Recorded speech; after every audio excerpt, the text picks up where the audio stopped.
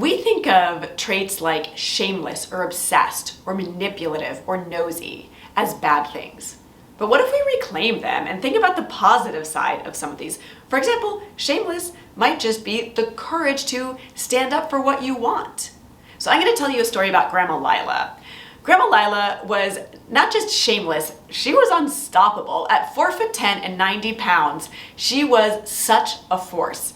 Not only did she agree to be a bridesmaid in my wedding at 88, she was also the CEO of her own financial services company until the age of 92. And Grandma was known for saying things like, "No is just an opening offer."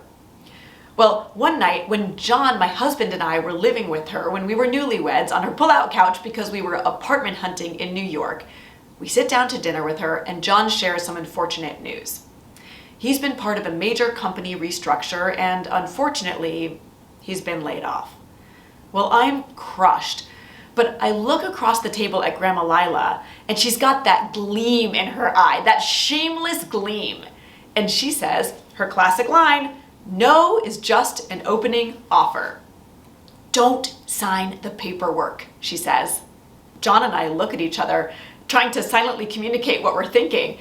And then John sighs and says, "Grandma, I don't think it works that way. A layoff is like a one-sided thing. They say, 'You don't work here anymore.' And I say, 'Okay.'" Well, that's when Grandma Lila sighs and says, "Sure, it would be more comfortable to take no for an answer. But that discomfort will pass. Get your ego out of the way and find a compromise. Get a little shameless."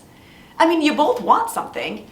You want a job because it's easier to get a job when you have a job, and they want to get work done even though they can't afford to pay you in this financial crisis. Well, finally, John relents, and the next day he half-heartedly goes to his VP and offers to stay on for 10% time and pay while he job hunts. Surprisingly, they accept. Now, I'm not sharing this as some influence tactic per se. The point is Grandma Lila's lesson. Don't let fear shape your decisions. Don't let fear shape your decisions. How often do you do that? How often do you not ask a client for what you want, or a partner for what you need, or your boss for a promotion? How often do you live in fear?